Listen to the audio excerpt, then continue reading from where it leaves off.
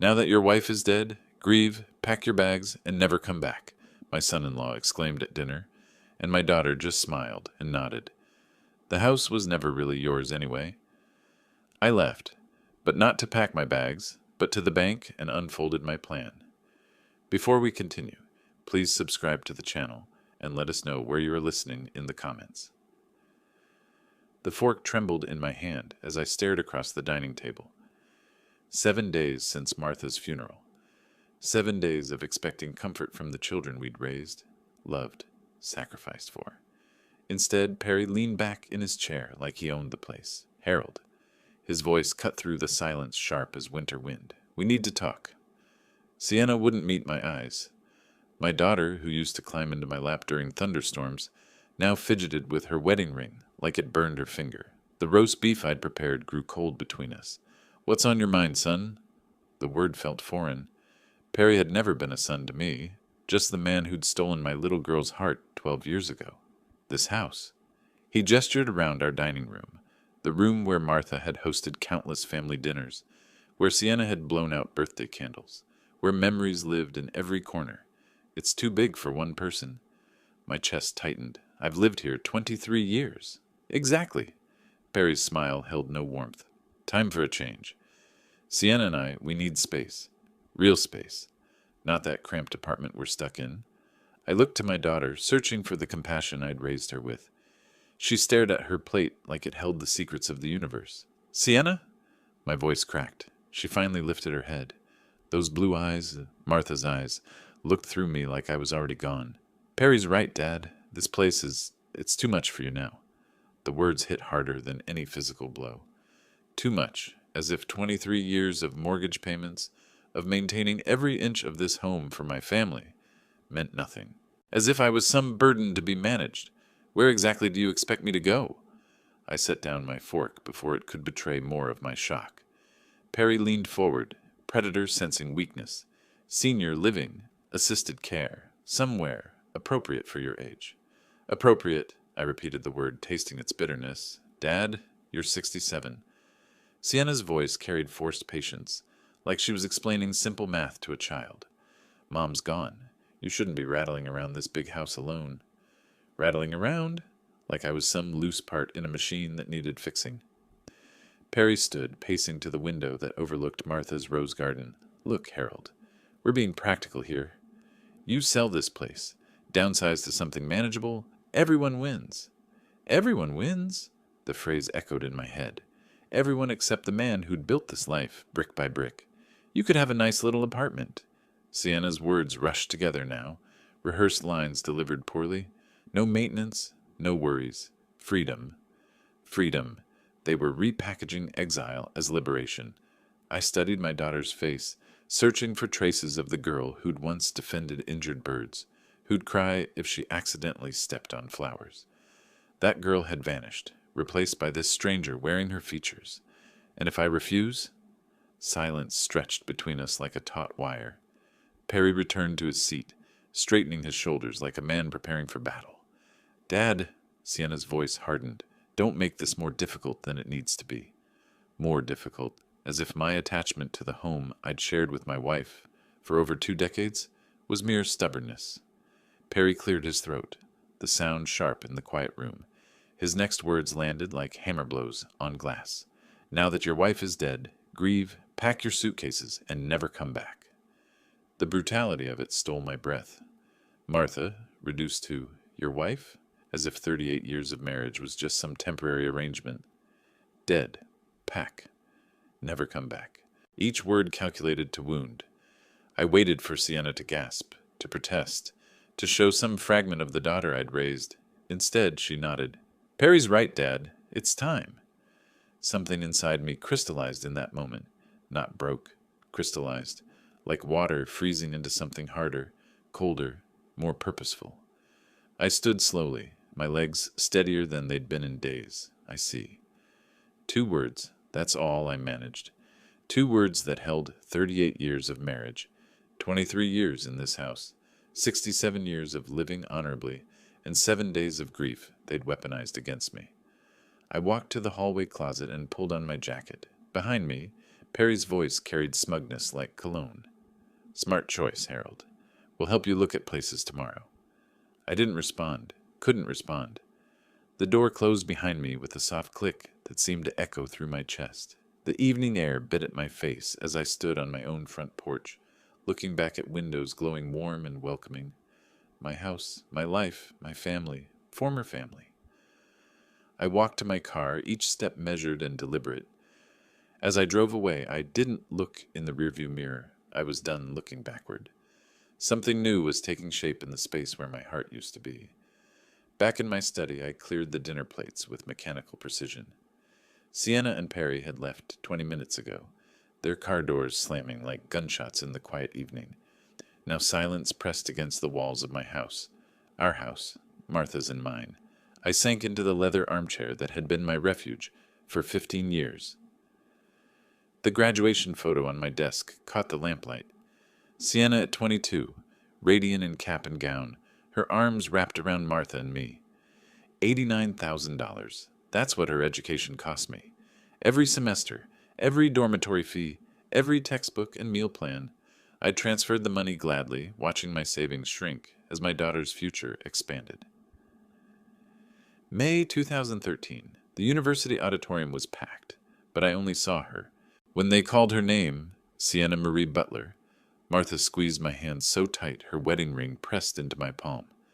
Our daughter walked across that stage like she owned the world. Afterward, in the parking lot, Sienna had thrown her arms around my neck, tears streaming down her face. "I can't believe you did this for me, Dad." Her voice broke with emotion. $89,000. I looked up the receipts you kept. You gave me everything. You're worth every penny, sweetheart. I promise I'll take care of you and Mom when you're older.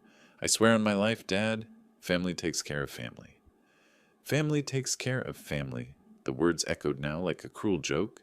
I reached for the photo, tracing Sienna's young face through the glass. 5 years later, she'd needed another bailout. $65,000 this time for a house down payment. She and Perry couldn't qualify for the mortgage alone. Too much debt, insufficient credit. They'd sat in my living room, Sienna's eyes red from crying. "We'll pay you back, Dad, every dollar, with interest." Perry had nodded along, though his gratitude felt thin even then. But Sienna's desperation was real. She'd wanted that house like she'd once wanted her degree, with complete, consuming need. I'd written the check the next morning, 2 years ago, their wedding. $23,000 for the country club reception, the flowers, the photographer. Martha was already showing signs of the illness that would take her, but she'd insisted on the expense.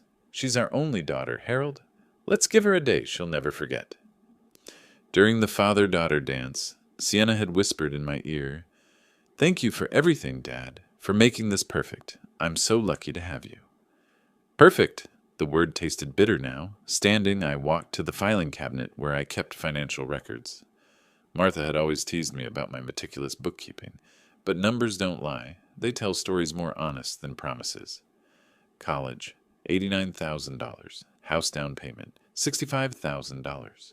Wedding, $23,000. Smaller loans over the years for cars, emergencies. Perry's failed construction business startup, $38,000, $215,000.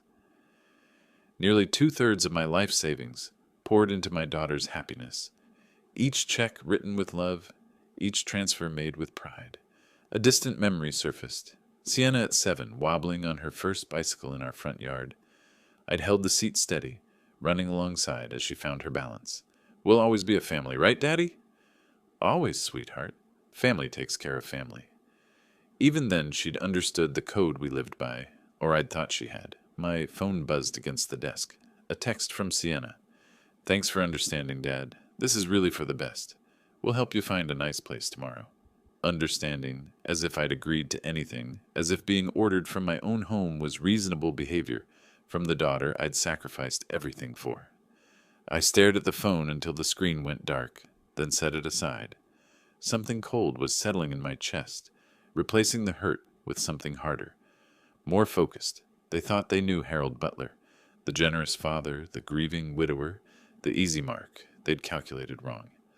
35 years in banking had taught me things about money and leverage they couldn't imagine. Opening my laptop, I began typing. Time to see exactly what my investments had purchased. Dawn found me staring at the ceiling, Martha's pillow still indented beside me. Sleep had been impossible. By 7 a.m., I'd showered, dressed in my best Navy suit, the one I'd worn to client meetings for 23 years, and made a decision. Desert Community Bank sat in downtown Scottsdale like a fortress of glass and steel. I'd worked in this building until my retirement 3 years ago, knew every corridor, every face. Walking through the lobby felt like stepping back in time. Harold Butler. The receptionist's smile was genuine. Haven't seen you in months. Here to see someone? James Morrison, if he's available. Tell him it's about a financial consultation. 20 minutes later, I sat across from James in his corner office. Same oak desk, same family photos, same meticulous organization I remembered.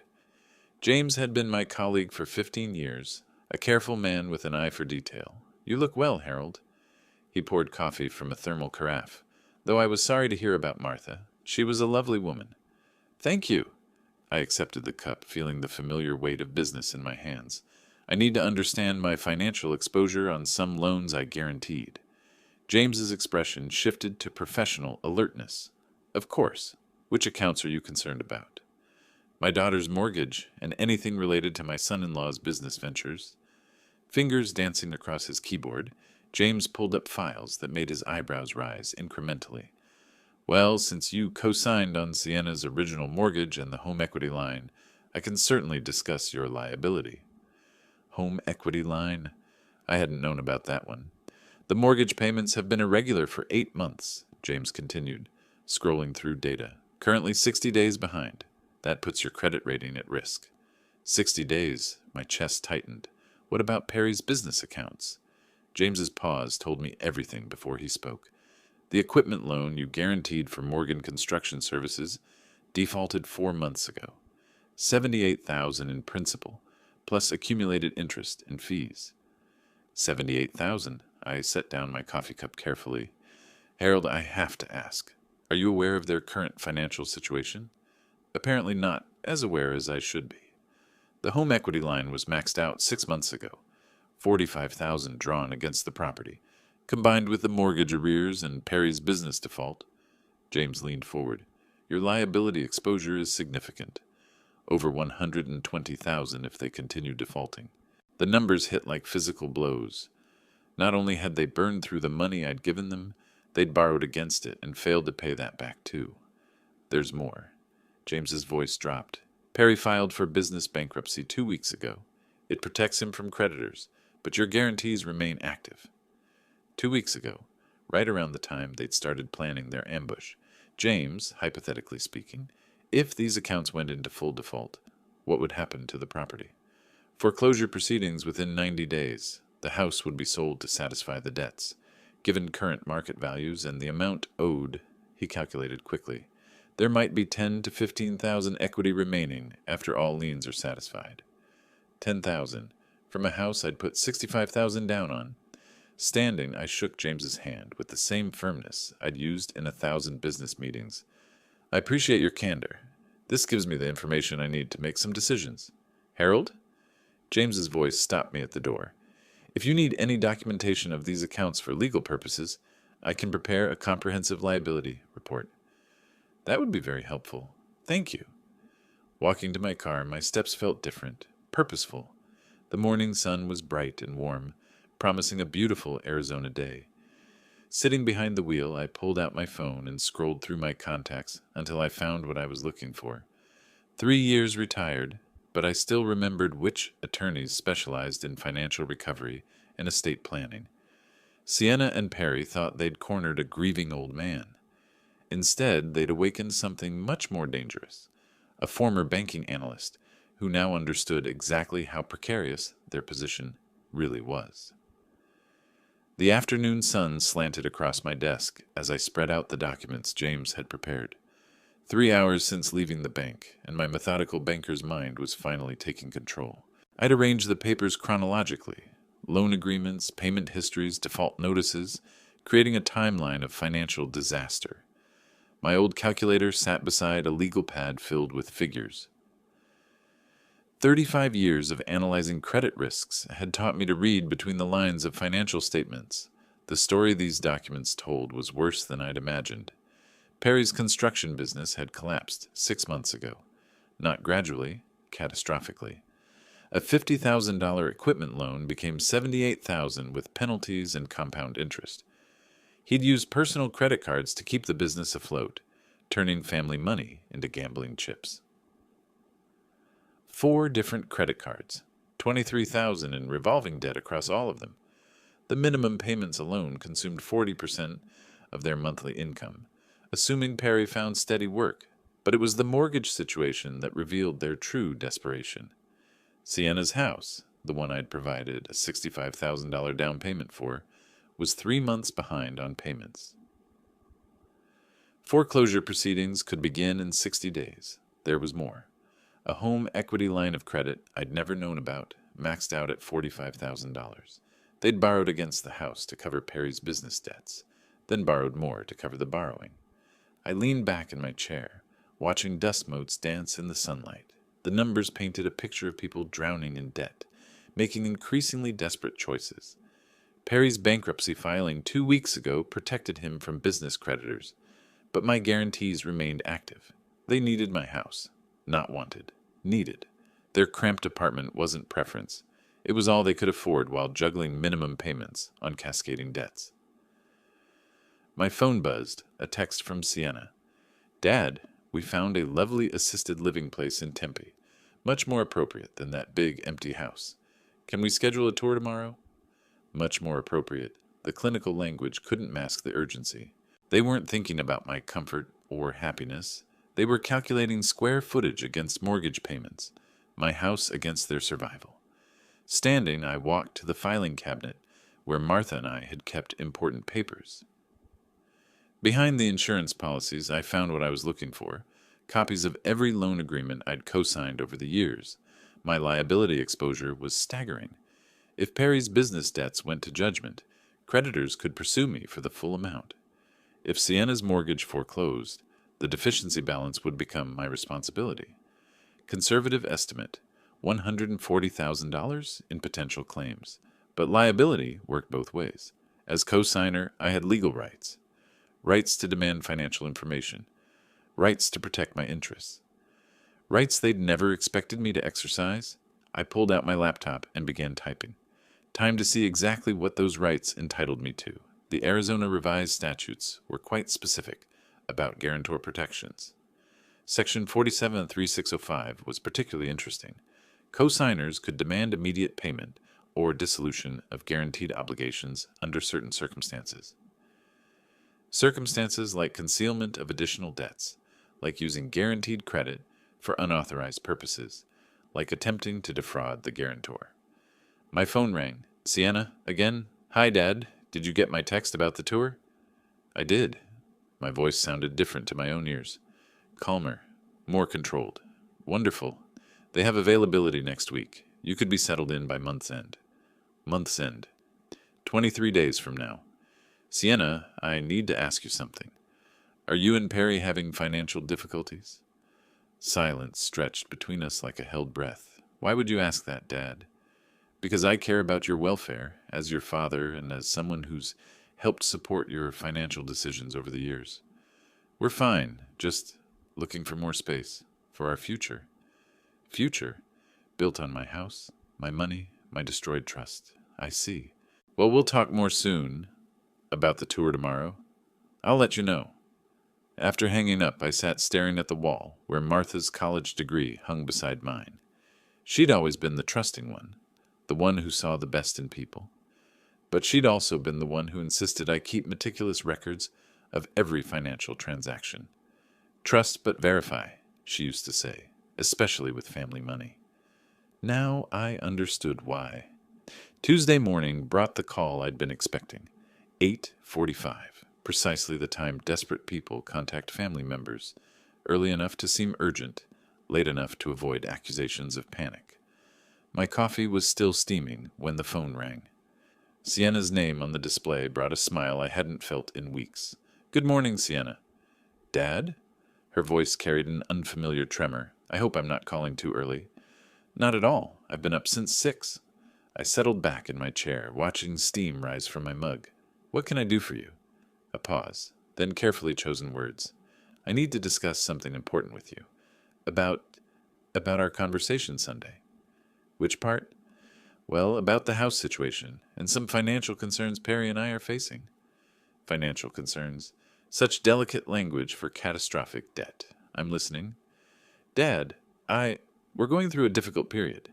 Perry's construction work has been inconsistent, and with some unexpected expenses, her voice faltered. We need help, just temporarily. 15,000 would get us back on track. 15,000, not even enough to catch up their mortgage payments, but probably enough to stave off foreclosure for another month. No, Sienna. Silence stretched between us like a held breath. I'm sorry, what? I said no, I won't be lending you money. Dad, I don't think you understand. This isn't for vacation or luxury. We could lose our house. Could lose. They were 3 months behind. They would lose it within 60 days unless someone intervened. Someone like their generous father who'd always rescued them before. I understand perfectly. But you've always helped us. When I needed college money, when we bought the house, the wedding. Always helped. $215,000 worth of help, to be precise. That was then.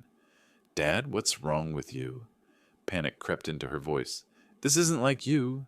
We're family. Family, the word she'd forgotten when ordering me to pack my bags and disappear. Are we? Of course we are. Dad, please.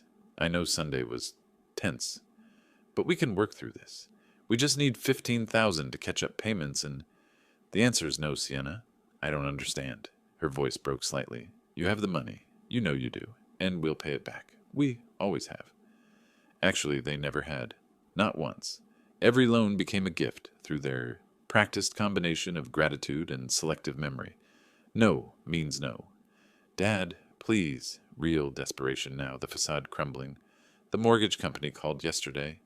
We have 2 weeks before they start foreclosure proceedings. I'm begging you. 2 weeks. My timeline was more accurate. They had less than that before the acceleration clause kicked in and the entire balance became due immediately. Have you considered downsizing? Perhaps something more appropriate to your current income? Dad, you can't be serious. That house is our home, our future. You helped us buy it. Helped them buy it?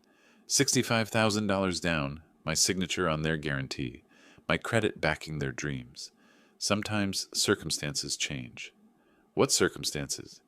Dad, talk to me. What's really going on? What was going on? Their loving father had discovered exactly how much their affection was worth. Market rate, apparently, was one large house and immediate disappearance from their lives. I've made my decision. This is about Sunday, isn't it? About what Perry said? Her voice pitched higher. Dad, he didn't mean it. We were stressed, scared about money, and... Goodbye, Sienna. Dad, wait! I hung up. The phone immediately began ringing again.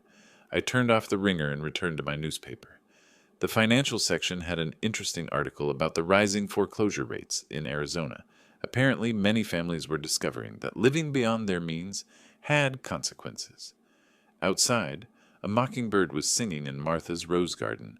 The roses were blooming beautifully this year. Martha would have been pleased. She'd always said the garden thrived when it was properly tended and ruthlessly pruned. Sometimes the most loving thing you could do was cut away the diseased branches. My phone buzzed with a text. Dad, please call me back. We need to talk about this. I deleted the message and poured myself another cup of coffee. It was going to be a beautiful day. 2 days after my refusal, the notifications began arriving. Credit inquiries on accounts where I held cosigner liability. As guarantor, the system automatically flagged me when they applied for emergency loans. 3 different banks, all denied within hours. Wednesday afternoon found me parked across from Perry's construction site, observing their unraveling through my windshield. He stood beside a half-built foundation, phone pressed to his ear, gesturing frantically. Even from this distance, his agitation was unmistakable. His supervisor approached twice during my 20-minute observation. Both conversations ended with Perry turning away, shoulders rigid with frustration. A man under pressure makes mistakes, and construction work doesn't forgive carelessness. Thursday morning brought me to Common Ground's coffee shop, a local favorite among banking professionals. I'd cultivated relationships here for 30 years, relationships that now provided valuable intelligence. Harold Butler, as I live and breathe. Margaret Walsh from First National slid into the booth across from me. Haven't seen you since Martha's service. How are you holding up? Day by day, Margaret. The house feels empty, but keeping busy helps. Of course. She stirred her latte thoughtfully. Speaking of keeping busy, we had an interesting application yesterday. Your son-in-law, actually. Perry Morgan. I kept my expression neutral. Oh? High-risk case. Debt-to-income ratio approaching 60%. Recent business bankruptcy. Multiple inquiries across town. Margaret shook her head. We couldn't touch it with a 10-foot pole. Neither could anyone else, from what I hear. 60% debt-to-income. That was worse than my calculations had suggested. Family finances can be complicated, I offered. This went beyond complicated. The application showed 3 months of missed mortgage payments, maxed credit cards. The works. She leaned forward conspiratorially. Between you and me, Harold, they're looking at foreclosure inside 2 weeks. I felt bad turning them down, but we have shareholders to consider. 2 weeks. My timeline had been optimistic. That's unfortunate. The sad part? If they'd had a qualified cosigner, someone with real assets and clean credit, we might have worked something out. But they came in alone, desperate as church mice. Qualified cosigner. The irony wasn't lost on me. After Margaret left, I sat finishing my coffee and considering the information. Perry and Sienna were discovering that financial reputation, once damaged, couldn't be quickly repaired. Trust, like credit scores, took years to build and minutes to destroy. Driving home, I passed their small apartment complex.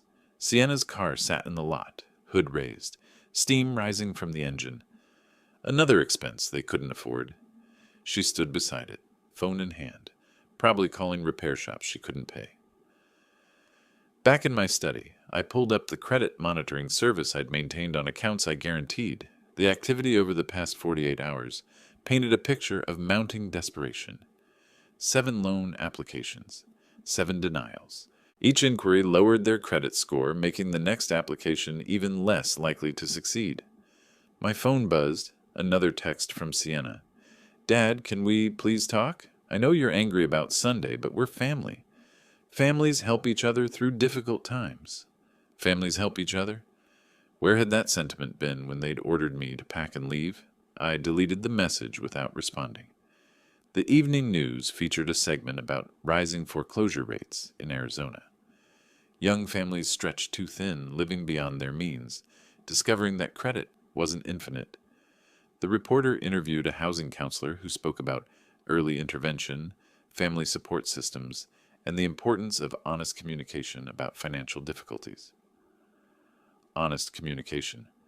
If only Perry and Sienna had tried that approach instead of manipulation and ultimatums. My phone rang. Sienna, again. I watched it ring 7 times before voicemail picked up. A minute later, the notification chimed. Dad, it's me. Look, I know we got off on the wrong foot Sunday. Maybe Perry was too direct about the house situation, but we're really struggling here. I've never asked you for anything without paying it back. This is different. This is our home, our future. Please call me back.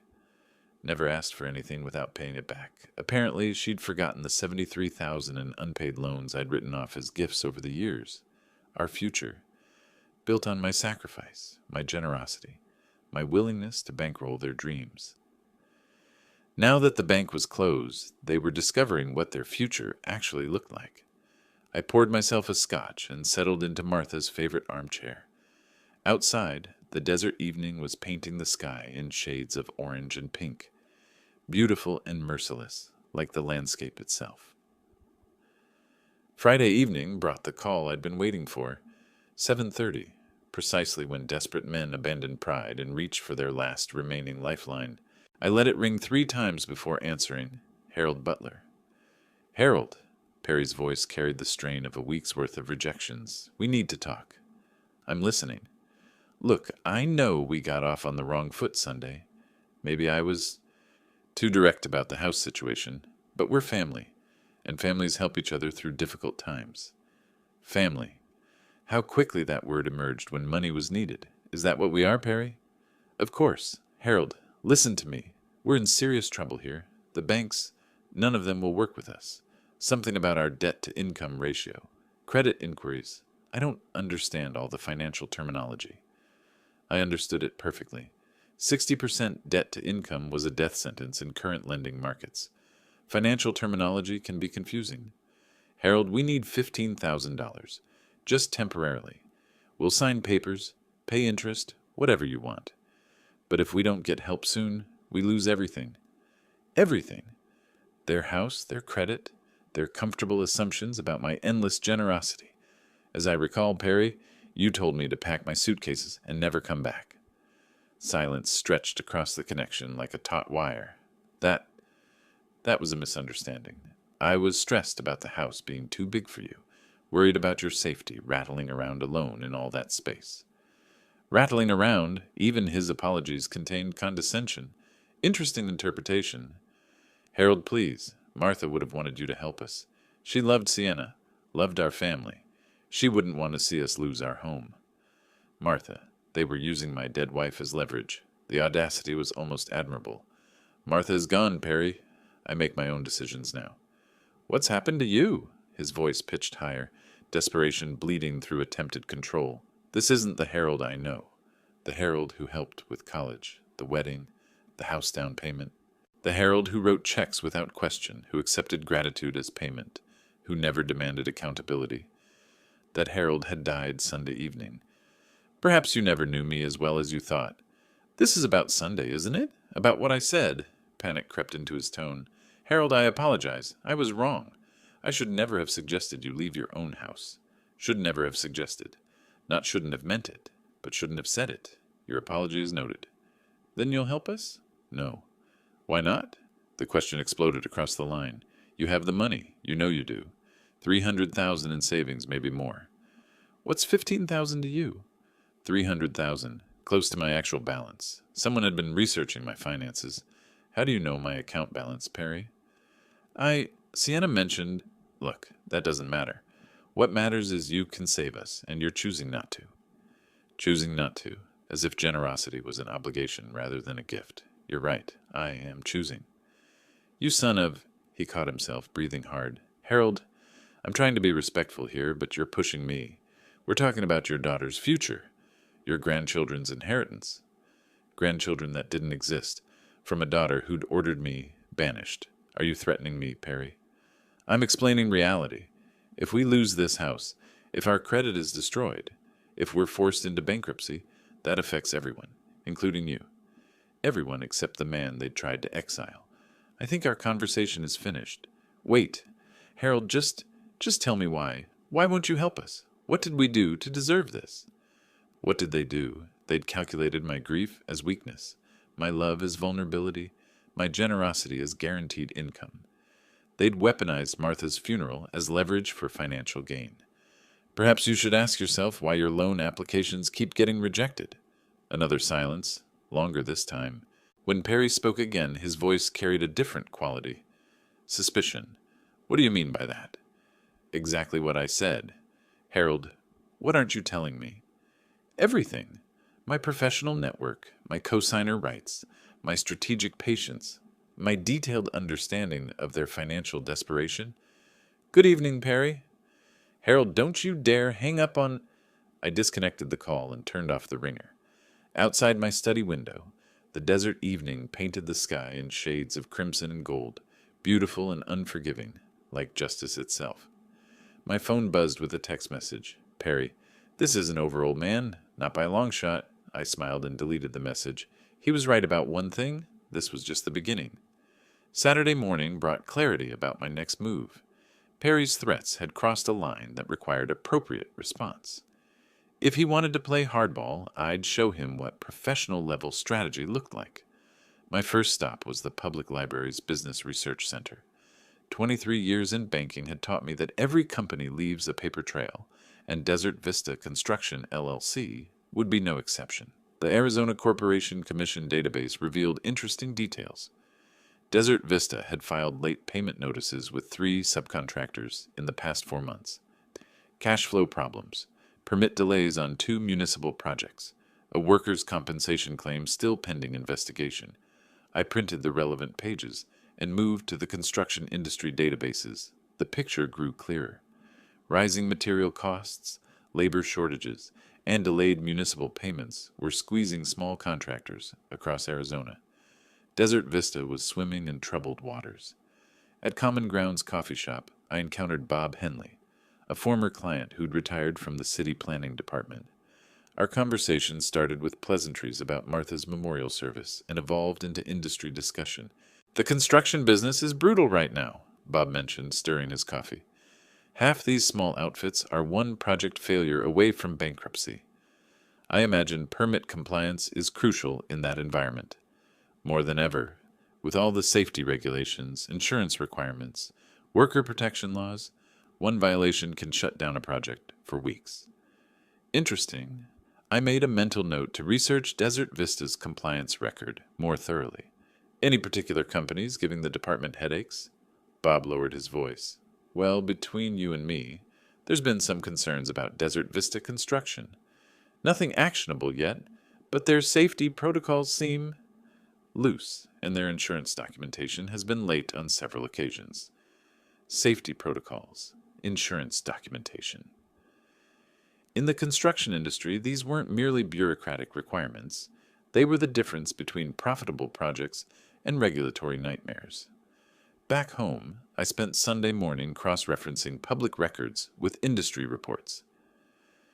Desert Vista's financial stress was more severe than I'd initially assessed. They owed $67,000 to a concrete supplier, $42,000 to an electrical subcontractor, and had missed 3 insurance premium payments. But the most interesting discovery came from the Better Business Bureau database. 2 complaints filed in the past month, both regarding incomplete work and payment disputes, not enough to destroy a company, but sufficient to raise questions about reliability. I pulled out my old business contact list. Retirement hadn't severed all professional relationships. David Marsh at Southwest Insurance Group handled workers' compensation for most area contractors. Sarah Adams at Municipal Licensing had processed permit applications for decades. Both owed me favors from our banking days. By Sunday afternoon, I'd made discreet inquiries with 3 different agencies. Not accusations, simply concerned questions about industry compliance and risk management. Professional due diligence, the kind any experienced business analyst might pursue. "David, I'm doing some informal consulting work, and Desert Vista Construction came up as a potential partner," I'd explained to the insurance executive. "Their coverage seems adequate, but I wanted to verify their claims, history, and payment status." "Harold, between us, they're on thin ice. 2 late payments, and we're required to notify their bonding company. 1 more missed premium, and their coverage lapses." Coverage lapse. In the construction business, that meant immediate project shutdown and potential criminal liability for any workplace injuries. Sarah Adams at Municipal Licensing had been equally informative. Desert Vista, they've had permit issues lately. Nothing major, but enough to suggest management problems. Their foreman submitted incomplete safety plans twice, last month. Incomplete safety plans. Another red flag that regulatory authorities would watch carefully. I spent Sunday evening synthesizing my research. Desert Vista Construction was a company under pressure, walking a tightrope of regulatory compliance while struggling with cash flow problems. They needed every project to run smoothly, every permit to process without delay, every inspection to pass cleanly. Unfortunately for Perry, companies in precarious positions often found that small problems became large disasters very quickly, especially when those problems received the proper attention from regulatory authorities. I prepared a simple email to Bob Henley. "Bob, enjoyed our coffee conversation yesterday. Thought you might find these industry compliance reports interesting, particularly the section on safety protocol violations. Purely informational, of course." Attached were Desert Vista's public records showing their recent permit delays and safety documentation issues. Nothing confidential, nothing fabricated, simply publicly available information organized in a professionally compelling format. The email would reach Bob Monday morning. He'd review the materials, probably share them with his former colleagues in planning and safety inspection. Normal information sharing among professionals concerned about public safety. Within a week, Desert Vista Construction would find themselves facing the kind of regulatory scrutiny that could shut down projects and drain cash reserves. Perry had threatened me. Now he'd learn what real power looked like. Monday brought the news I'd been waiting for. Perry's pickup truck sat in their driveway at 3:15 p.m., 2 hours earlier than his usual return from Desert Vista Construction. Through my rearview mirror, parked at the corner coffee stand, I watched him sit motionless behind the wheel for nearly 10 minutes. When he finally emerged, his shoulders carried the defeated slump of a man whose world had just collapsed. The regulatory scrutiny I'd orchestrated had worked faster than expected. Desert Vista's permit problems had escalated into a complete project shutdown, forcing immediate layoffs. Perry disappeared inside their small house. Within minutes, raised voices carried through the thin walls and open windows.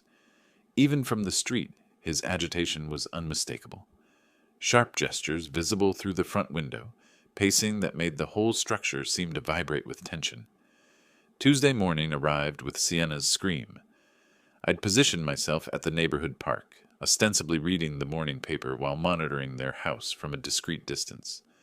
The sound cut through the desert air like breaking glass. Pure anguished disbelief, Perry had finally confessed. $78,000 in hidden business debt, the bankruptcy filing, the cascade of lies that had been sustaining their lifestyle for months.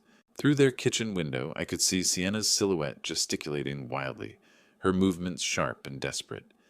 Perry stood rigid, hands spread in what appeared to be defensive explanation. Their domestic crisis played out like a silent film, all fury and betrayal, without audible dialogue. Sienna stormed outside, phone pressed to her ear.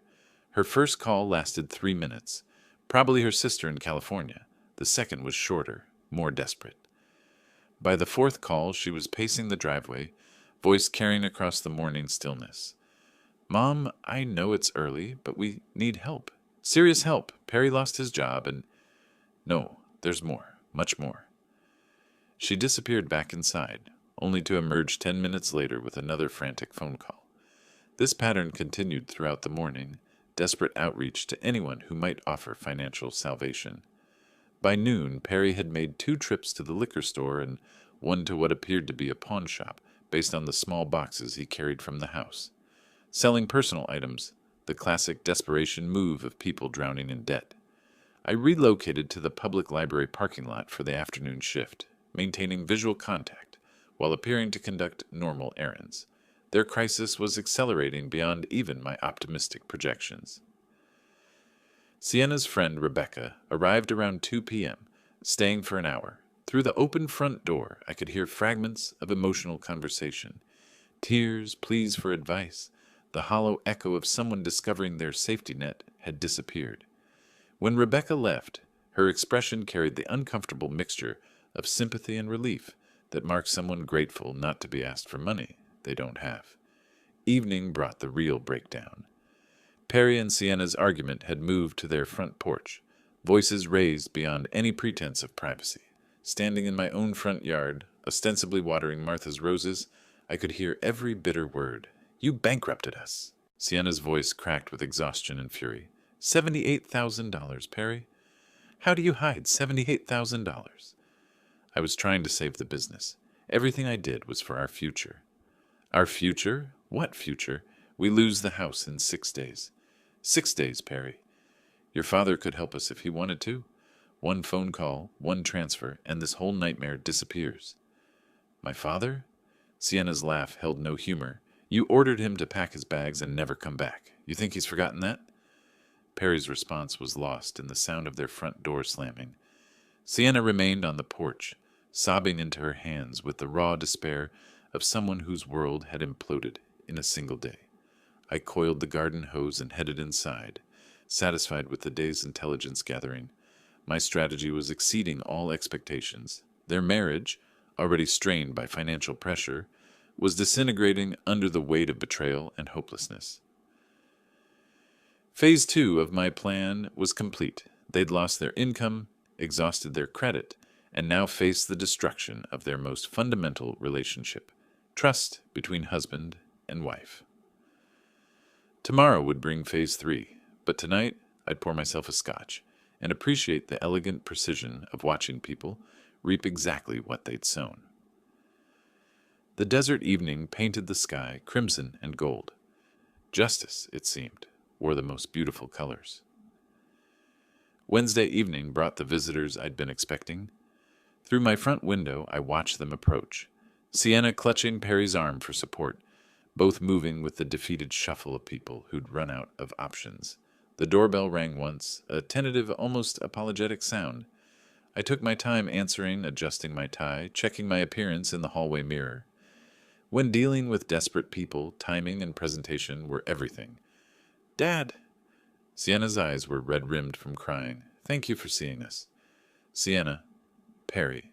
I stepped aside, allowing them entry but making no welcoming gestures. "Please come in." They followed me to the living room, where I took my customary chair. Martha's chair remained empty beside me, a silent reminder of what they'd cost me. Perry and Sienna perched on the edge of the couch like children called to the principal's office. "I suppose you have something to discuss." Sienna's composure cracked immediately. "Dad, we're in serious trouble. I know we made mistakes, said things we shouldn't have, but—" "Mistakes." I repeated the word with clinical precision. Interesting choice of terminology. "Harold, I need to apologize." Perry's voice carried the strain of swallowed pride. "What I said at dinner, about packing your bags, that was completely inappropriate. I was stressed about our financial situation and took it out on you." "Our financial situation." Even in apology, he was rewriting history. "You were stressed," I acknowledged. "About what, specifically?" Perry's jaw tightened. The question forced him to reveal weakness he'd preferred to hide. "Business problems.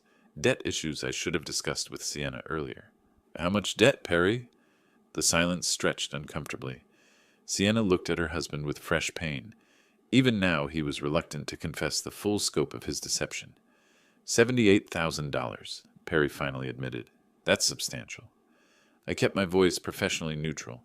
"And your employment situation?" "I lost my job. Monday. Construction industry problems." Construction industry problems. Not regulatory scrutiny triggered by concerned citizens sharing public safety information. Perry still didn't understand the true scope of his predicament. "Dad, please!" Sienna's voice broke. "We lose the house in 5 days. I've called everyone. My sister, college friends, anyone who might help. Nobody has that kind of money available on short notice." "Nobody except the father she'd helped evict from his own home. And you thought of me. Your family." Tears streamed down her face. "You're all I have left since Mom died. She would have wanted us to stay together, work through our problems." "Martha, they were invoking my dead wife's memory to leverage sympathy from me. Your mother valued honesty above all else. She kept meticulous records, insisted on transparency in all financial matters." Sienna missed the implication, but Perry's eyes narrowed slightly. He was beginning to sense something beneath my calm responses. "Dad, I know I haven't been the perfect daughter, but I'm still your little girl. Please don't abandon me when I need you most." Your little girl, the same child who'd watched silently while her husband ordered me to pack my belongings and disappear. "What specifically are you asking me to do?" "Lend us money," Perry said quickly. 40,000 would cover the mortgage arrears and give us breathing room to find new employment. 40,000, a fraction of what they actually owed, but enough to postpone their day of reckoning. That's a substantial sum. "We'll pay you back," Sienna promised, with interest. "Whatever terms you want. We'll sign legal documents, put the house up as collateral." "Put the house up as collateral?" "The house I'd already provided the down payment for, on the mortgage I'd already guaranteed." "I see." I leaned back in my chair, studying their desperate faces. "And if I refuse?" The question hung in the air like smoke. Sienna's shoulders shook with suppressed sobs. Perry stared at the floor, pride and desperation warring in his expression. "Then we lose everything," Sienna whispered. "Our home, our marriage, our future." "Our future, built on lies, sustained by deception, collapsing under the weight of consequences they'd never anticipated." I stood slowly, walking to the window that overlooked Martha's garden. The roses were blooming magnificently this year. She'd always said that proper pruning was essential for healthy growth. This is quite a predicament you found yourselves in. Behind me, I could hear Sienna's quiet weeping, Perry's labored breathing. They were waiting for my decision, hanging on every word, completely dependent on my mercy. For the first time in weeks, I felt the deep satisfaction of perfect justice. "Before I consider your request," I said, turning from the window, "I think you should understand exactly how you arrived at this moment." Sienna wiped her eyes, confusion flickering across her tear-stained face. "What do you mean?" "I mean that very little of what's happened to you has been coincidental." I walked to my desk, opening the center drawer where I'd kept detailed records of every strategic decision. Perry's expression shifted from defeat to wariness as I pulled out a manila folder, thick with documents. "Let me show you something interesting." I spread the timeline across the coffee table between us. Monday, March 18th. I visited my former colleague, James Morrison, at Desert Community Bank. Perry's face went pale. "You did what?" "As co-signer on your loans, I had every legal right to review your financial status. James was quite thorough in his assessment." I pulled out the printed credit reports. 78,000 in business debt, 3 months behind on mortgage payments, credit cards maxed at 60% of available limits. Sienna stared at the documents. "Dad, I don't understand." "I conducted a professional risk analysis of your situation. 23 years in banking taught me to recognize when clients were beyond salvage." I turned to another page. "Your debt-to-income ratio was approaching 65%, statistically impossible to sustain." "You were analyzing us?" Perry's voice carried growing horror. When Sienna called requesting $15,000, I'd been expecting it for days. The timing was predictable, based on your payment schedules and cash flow projections. You planned to refuse?" "Perry, you ordered me to pack my suitcases and never return. Did you imagine there would be no consequences for that level of cruelty?" I moved to the next set of documents. The banking community in Scottsdale is remarkably interconnected. Margaret Walsh at First National, David Adams at Community Trust, Sarah Morrison at Southwest Credit Union, all former clients of mine.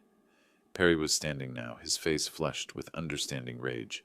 "You blacklisted us." "I shared legitimate concerns about risk factors and payment reliability. Everything I discussed was publicly available information. You destroyed our credit applications. I provided professional insight to colleagues making prudent business decisions." Sienna was staring at me as if seeing a stranger. "Dad, what are you saying?" "I'm saying that Desert Vista Construction was already vulnerable before I shared workplace safety concerns with Bob Henley at City Planning. Their permit compliance was questionable. Their insurance payments were late. Their safety protocols needed review." "You got me fired." Perry's words came out as a whisper. "I ensured that regulatory authorities had complete information about potential public safety risks." Desert Vista's subsequent problems were entirely their own doing. I pulled out the final document, my handwritten strategic timeline. Every phone call, every refusal, every coincidence was calculated for maximum psychological impact at optimal timing. "You planned all of this?" Sienna's voice broke. "From the moment Perry told me to pack my bags, yes. I spent 35 years analyzing financial vulnerabilities and strategic pressure points.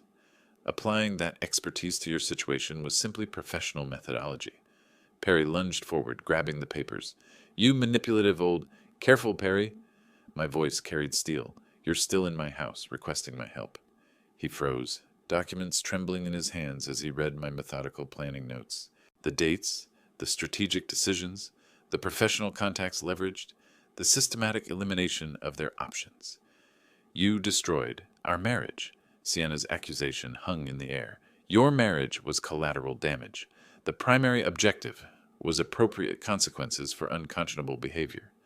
We're your family. Family members don't order each other to disappear after 38 years of service and sacrifice. You redefined our relationship that Sunday evening." Sienna collapsed back onto the couch, overwhelmed by the scope of betrayal.